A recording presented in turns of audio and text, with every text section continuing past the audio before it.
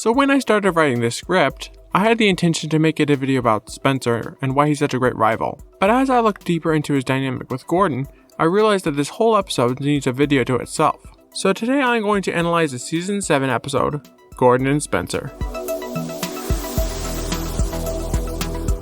So this episode starts with Gordon bragging to Thomas, as per usual. Morning, Thomas. I look my best, and you know why? Why? Because a Duke and Duchess are visiting, the Fat Controller will be choosing me as their special engine. Ha! Gordon is going on about how he's the obvious choice to transport the Duke and Duchess. After all, he did pull the Queen back in Season 4. But as he goes to the yard, he's overtaken by a fast silver engine. When he arrives, he meets his engine for the first time. This is Spencer. He's the fastest engine in the world. Huh. Spencer is a new engine on Sodor, and right off the bat, he is seen as superior to Gordon, meant to make him feel threatened and inferior for once. And at first, this is exactly what happens. This can be seen as Gordon is put on a siding to make way for the new engine. But then, Gordon does something unexpected. When he finds out Spencer will have a long journey ahead of him and have to go over Gordon's hill, he advises him to take on plenty of water. At first, the way he says this may make him sound like a big know-it-all. But watch how he reacts when Spencer disregards his warning. I was only trying to be useful, grunted Gordon. That is rather surprising. Or at least for the TV series Gordon. Over the past few seasons, he has been the top dog of the railway. He is the fastest, strongest, and biggest engine on Sodor. This led him to have a very high opinion of himself. I am the finest engine on the island of Sodor, probably the finest in the world. He is pompous and boastful, and doesn't really show much respect for the other engines. And now here's Spencer, a newer, faster engine than Gordon, and just as proud and stuck up. And when Gordon realizes this, it occurs to him how he's acted over the series. A lot of the characters could use this as an opportunity to prank the newcomer and make him look like a fool. See Duck when Diesel came to Sodor. But instead, Gordon accepts that Spencer is better than him and offers him advice. This is quite mature of him, as we would expect him to be quite rude and try to prove to the others that he is still fastest and best. Fastest and best! But this isn't the only time he's handled a situation like this in such a way. In the finale book of the Railway series, the Fat Controller purchases Pip and Emma, a high-speed train from the mainland. He explained that having an engine swap between railways wasted a lot of time. As the conversation continues, Gordon slowly starts to realize what this means for him. He won't be pulling the express much longer. But instead of getting cross, he accepts it in a dignified and mature manner. It may seem like the TV series is translating the book, but it's actually the other way around. This episode aired well before the Railway series book. Anyway, Spencer is pulling the Duke and Duchess and keeps ignoring Gordon's advice. Don't forget the water. Who cares? This of course comes back to bite him in the buffers as he runs out of water halfway up the hill. Spencer realizes his mistake while his crew calls for help, and Gordon is sent to rescue him. Spencer blames his foolishness on a leaky tank, even though they both know it was his own incompetence that was his downfall. Yet he's too proud to admit that he was wrong to the guy he ignored throughout the episode. And it's here we see another parallel. This time it mirrors the beginning of the series. In fact, a lot of this episode can be compared to the episode all the way back in Season 1, Edward and Gordon.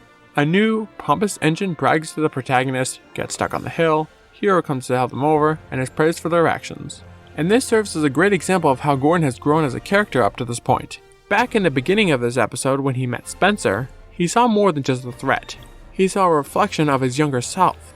A young, prideful, arrogant engine who saw himself as above everyone else on the railway, only to screw up and embarrass himself by getting stuck on the hill. But over time, he was humbled by a life event and has grown more mature and proven himself as a character.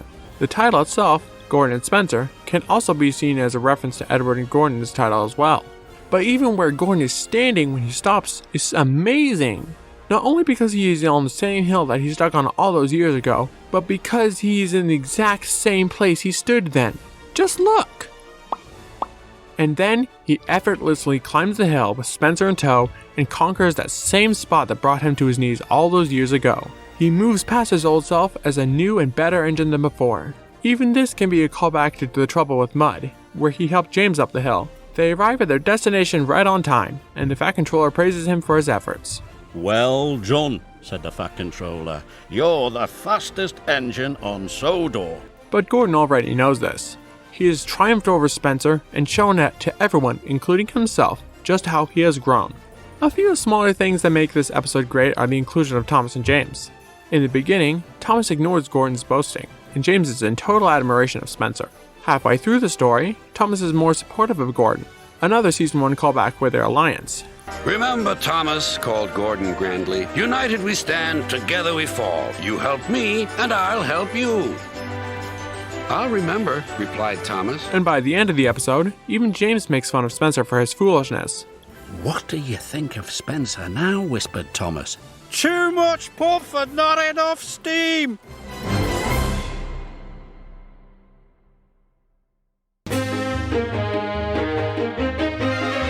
Taking place in Season 7, this episode has a mainly grey tone to it, but has a lot of color thrown in to make it more appealing.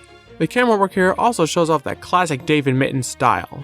I really like these shots of Spencer in particular, especially his debut shot, where it is rather unclear just who he is, which is followed by a slow zoom-in shot from a low angle, which helps him look so much bigger and more incredible in design. But that's a topic for another day.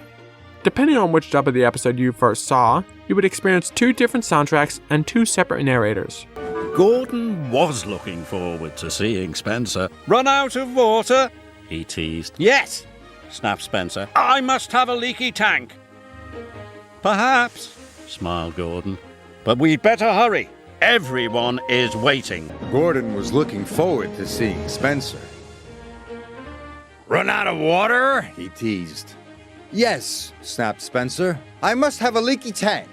Perhaps, Smiled Gordon. but we better hurry. Everyone is waiting. When I was young and first saw this clip, I wasn't too happy with the UK dub. I hadn't heard much of Michael Angelis before, and wasn't too pleased. But looking back now, I think I prefer his take on the voices for the characters. Michael Brandon in the US dub gave Gordon a very gruff, grumpy voice, which doesn't really quite fit well with his character shift. Michael Angelis, however, gave him a deep, older voice as per usual. I also really enjoyed this stuck-up tone he gave to Spencer. I'm the Duke and Duchess's private engine. I take them everywhere. I also prefer the UK soundtrack as well. In this dub, longtime composers Mike O'Donnell and Junior Campbell had arranged a score, which was much more consistent with the previous seasons. In the US dub, the music was redone by Robert Hartshorn. This was done to sound more consistent with the upcoming Season 8, the first season made by Hit Entertainment. Among the conventional music of the UK dub was the all-new Spencer theme. In case you haven't heard, all the characters in Classic Thomas had their own unique themes that would say something about them. With Thomas, it was the iconic...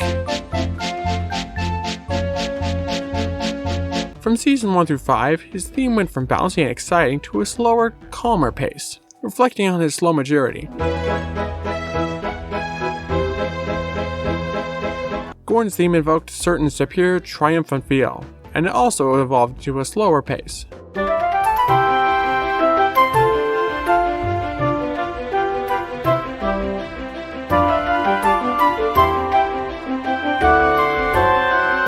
Here, Spencer's theme was based on a variation of the Coronation Scott theme. This gives a feeling of high speed, along with a classy, elegant feel, perfect for the series' first streamliner.